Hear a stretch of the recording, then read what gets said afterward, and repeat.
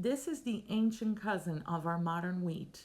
This is high in minerals, easier to digest. This is a wonderful wheat that hasn't been altered since biblical times. This is spelt bread. It's a nutrient dense bread that it's not even that difficult to make. This is a no knead recipe. You're going to need spelt flour, honey, instant yeast, salt, and water, and that's it.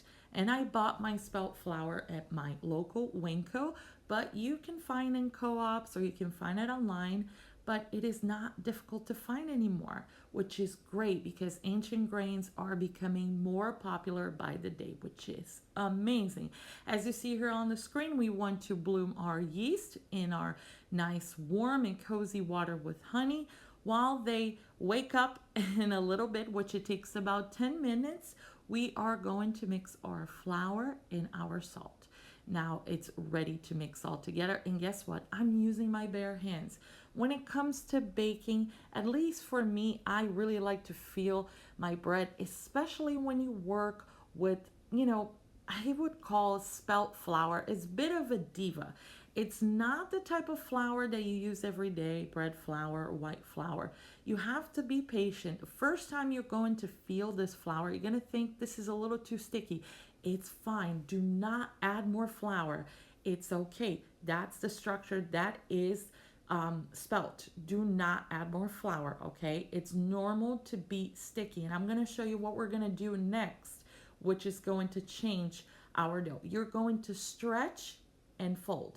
Now, the first stretch and fold that you're going to do, it's going to be a little bit awkward because, we're still degassing our bread. So again, like I said, is a little diva, but if we treat her right, she will submit. So just do this 3 times. As you see, you turn and you stretch and fold. The first time that you do it, it is a little bit awkward because it is very sticky. But just be patient. What we're going to do, we're going to grease another bowl and we're going to place our bread inside. Now, you're going to let it rest for 15 minutes and repeat the process of stretch and fold every 15 minutes, okay? So I'm going to show you the difference only the second time that we're going to do this. Look at our dough. The more you work with it, the less sticky it's going to become. And look how malleable, look how easy it is to do the stretch and fold. And the more you do it, the easier it will become. Like I said, it is a diva type of flour, but if you treat it right, she'll be nice to you as well. So again, stretch and fold. Very important to do this, especially with spelt, okay? I know it's a little bit, I wouldn't say difficult, but different to work with ancient grains in the beginning.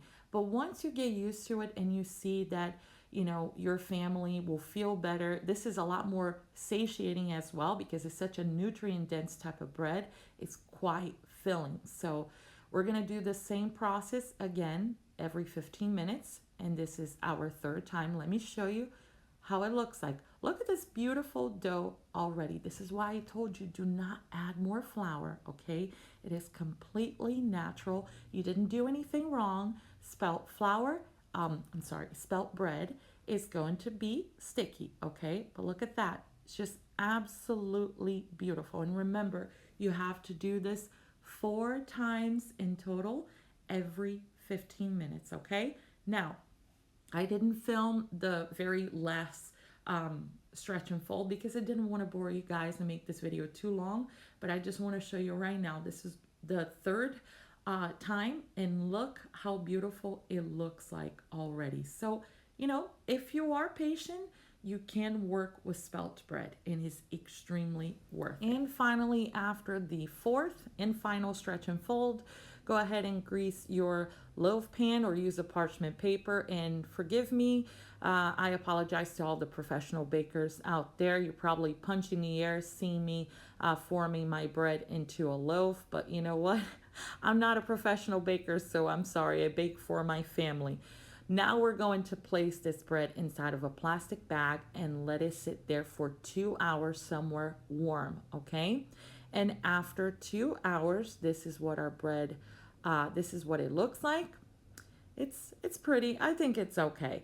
All right, and don't look at my oven. It looks horrible. And we're going to bake for 35 minutes at 430, okay?